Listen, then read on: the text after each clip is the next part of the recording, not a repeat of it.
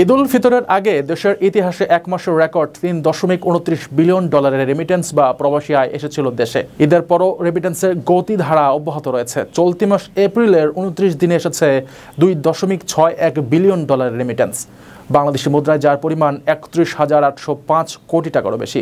এ মাসে প্রতিদিন গড়ে এসেছে প্রায় $9 কোটি বা 1,097 কোটি টাকা। প্রবাসী আয়ের ইতিবাচক ধারায় বৈদেশিক মুদ্রার মজুদ বা রিজার্ভও বাড়ছে। চলতি এপ্রিল মাসের মাঝামাঝি সময়ে দেশের মোট রিজার্ভ বেড়ে প্রায় $27 বিলিয়ন কাছাকাছি পৌঁছায়। এখন সেই রিজার্ভ $27 বিলিয়ন অতিক্রম করেছে। বুধবার দেশের বৈদেশিক মুদ্রার রিজার্ভ ছিল $27.41 বিলিয়ন। এর আগে সদ্য বিদায়ী মার্চ মাসের পুরো সময় রেমিটেন্স এসেছে $3.29 বিলিয়ন রেমিটেন্স বাংলাদেশি মুদ্রায়, যার পরিমাণ 40,138 কোটি টাকা।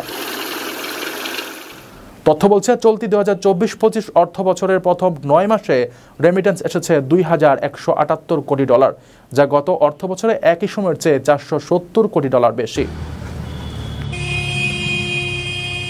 রেমিটেন্স যোদ্ধাদের ঢাকায় বিশেষ ছাড়ে রেডি ফ্ল্যাট দিচ্ছে শতভাগ বিশ্বস্ত ও নির্ভরযোগ্য প্রতিষ্ঠান প্রবাসীর সিটি।